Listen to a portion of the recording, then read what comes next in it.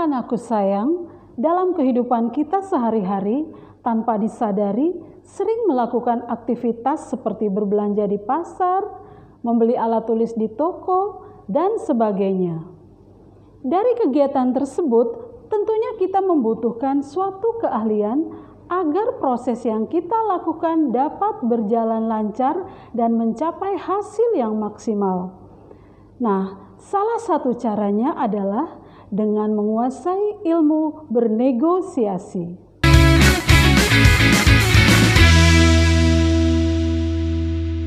Negosiasi adalah sebuah proses tawar-menawar dengan jalan berunding untuk mencapai kesepakatan bersama. Anak-anak hebat NTB, tentunya dalam proses negosiasi, kita terlebih dahulu harus mengetahui struktur atau langkah yang terdapat dalam proses bernegosiasi. Dalam proses bernegosiasi, ada 7 struktur yang harus kita pahami dengan baik dan benar. Yang pertama adalah orientasi, di mana orientasi ini adalah pembuka dari sebuah proses bernegosiasi. Biasanya di dalamnya berisi ucapan salam dan perkenalan antara dua belah pihak yang melakukan negosiasi.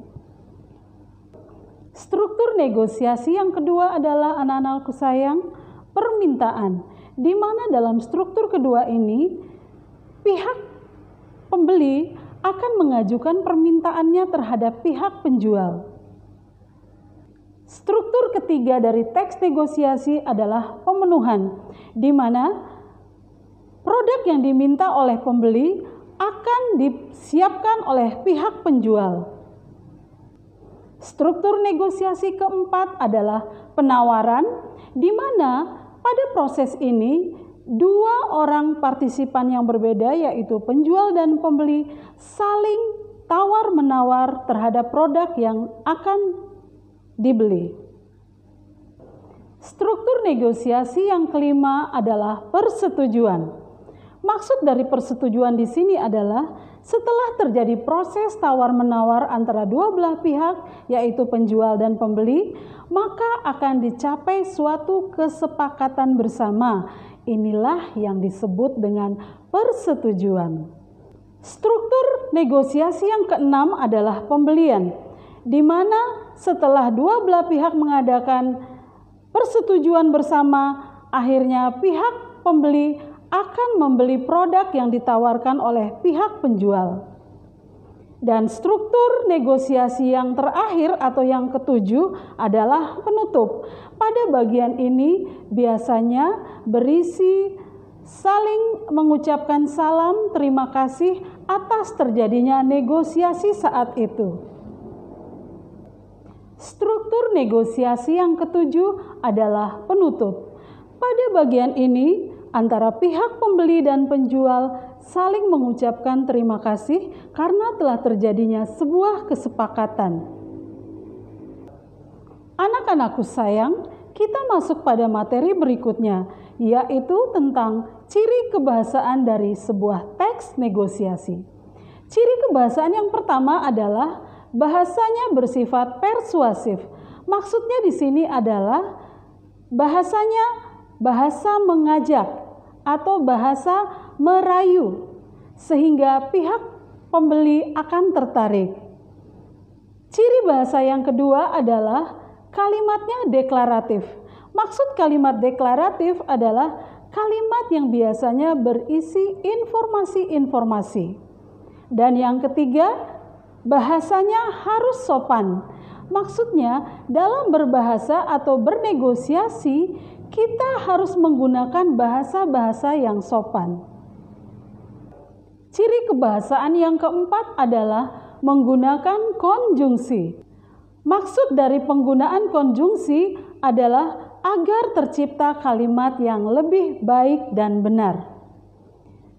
Ciri kebahasaan yang kelima adalah menggunakan kalimat efektif. Jadi kalimat yang dipergunakan dalam proses bernegosiasi sebaiknya kalimat yang efektif, tidak bertele-tele. Dan ciri kebahasaan yang keenam adalah menggunakan kalimat langsung. Dalam proses bernegosiasi, tentunya kita menggunakan kalimat langsung, baik itu dalam proses lisan maupun dalam proses tulisan.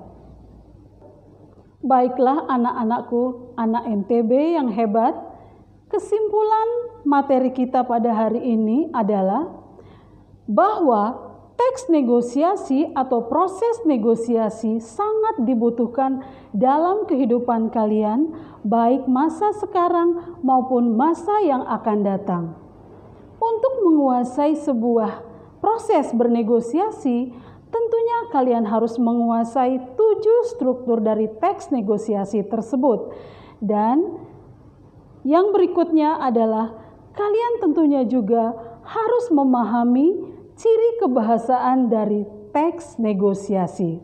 Jika struktur dan ciri kebahasaan dari sebuah teks negosiasi kalian kuasai dengan baik, maka dimanapun kalian berada dan dengan siapapun kalian bernegosiasi, maka akan mencapai hasil yang maksimal. Demikian pembelajaran pada hari ini anak-anak. Kalian juga dapat menyaksikan tayangan materi ini pada laman berikut ini.